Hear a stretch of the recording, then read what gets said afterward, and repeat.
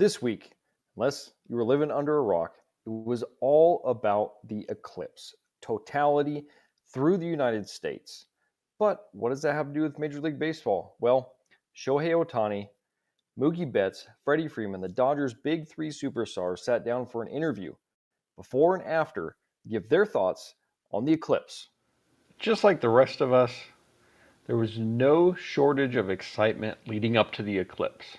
Freddie Freeman summarized it best. Heard that. The whole thing that week, I don't think I lost a smile for a few days, Ohtani, Betts, and Freeman were just excited to get to the path of totality, just like many of you out there. When asked what needed to happen in order for them to get there, here's what they said was most important. I think it's for all of us, health. Yep. We got to stay healthy. That's the key. I really hope that happens. And apparently, Shohei is a huge space nerd, and this is especially important for him. Mookie and Freddie had this to say about getting Shohei to the path of totality. But I think that's when we'll see a different side. He's made for this, Yeah. And like you saw it during then. yeah. So now we got to get there, Yeah. Got to get there and we'll see. It's easy to talk about, but we still got to go do it on the field. So That's the main thing. どうなるかはちょっとわからないかなっていう自分でも楽しみにしてるし。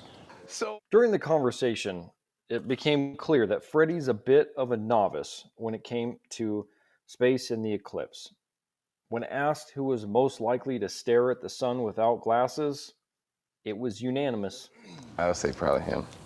I don't know. I don't. I don't know. He's new, so I'll ask Shohei. Yeah, Freddie. We caught up with the three of them again shortly after the eclipse. They were in awe, just like all of us were. Man, when I didn't know. I just said, wow. It was cool, but it wasn't. It was more kind of like a wow type thing. Even back then, all of us were like, "How is this even possible?" You know what I mean? Like, Right. I was like, oh my gosh. Special thanks to Shohei, Freddie, and Mookie for this week's news and notes. Let's talk a little fantasy update. Adam, what do we got? Well, you're looking at the standings right here. Aaron, your two teams are still in first by a wide margin. But my teams are scrapping. They're scrapping. My Topps 24 team down there in last place, based on the offensive categories you see there, looks like they should be in first place. But I've been the victim of some poor pitching performances. But on the offensive side, I've been buoyed by players like Ellie De La Cruz, who's had a huge week. Payoff is crushed. Deep center. Off the top of the batter's eye. Last time up. First pitch, center field. Frelick was deep coming on. He slides, it gets by. De La Cruz can fly. He storms to second. Churio gathers edge of the track. Windmill is on. Relay to the plate. De La Cruz save! And for my teams, the hits, the pitching just keep on rolling. My Topps 2024 team has been led by Shohei Ohtani, had a huge week, 28 total bases in 7 days, which here's a huge game from Shohei. Take a look at those highlights. Here comes the 2-2. Ohtani lifts it to center field. Buxton going back. It's over his head. It's off the wall. It's another extra base hit for Shohei Ohtani. Consecutive multi-hit games. Slashes one down the left field line. It'll drop in for another base hit into the corner. The second goes Ohtani. 5 games. Last one in the air to deep left field. Martin's going back. Backpedaling into the wall. It's gone! Shohei Ohtani! Well, there's the update on standings and some highlights from this week. A conversation we've been having, turning to strategy a little bit here, is bench or no bench when it comes to position players. Aaron, you're off to a hot start that's been sustained pretty well. You must have a pretty good bench strategy. Where are you at? Yeah, so we're a couple weeks into the season. So this gives us an opportunity to reflect a little bit. For me, we talked about this at the outset of the season. This is now my third year doing fantasy baseball in this manner, where it's accumulation points over the year, and Adam's first year. So we're kind of testing things out. For me, uh, I tend to go no bench, and the reason for that is on any given day, there's really no way to know who's going to produce and who's not on offense.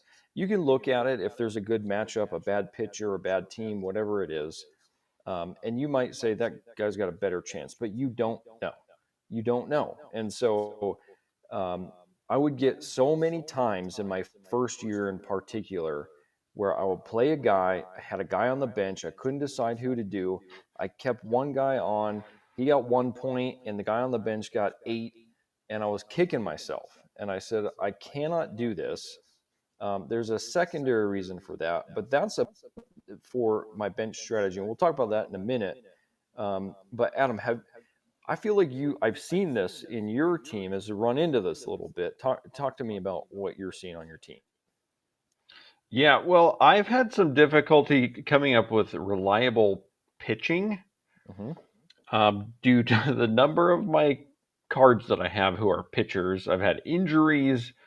I've had quite a few weather postponements that have cost me some starts and relief pitching opportunities in the short term.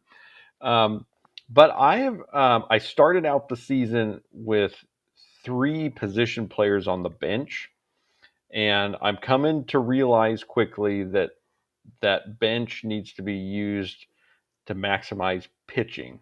But I have recently kept one position player, an outfielder, on both of my teams because the way the rosters play out, you have 3 outfielders and then you have utilities. So you have up to 4 players who, if they miss a game for whatever reason, and my bench player is in, I can put a guy in and pick up some points there potentially. So that's kind of the what I'm going with right now. Part of that is a lack of pitching depth, and once I get more pitching depth, I may revisit that strategy. Yeah. Yeah, we'll talk a little bit about pitching strategy here in a future episode, but that's a big part of it is that in my first year, I did not understand the value, particularly of relief pitching.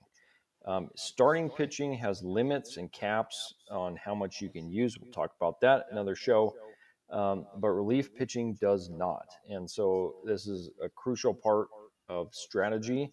And so that's another big reason why I don't carry a bench is to maximize relief pitching.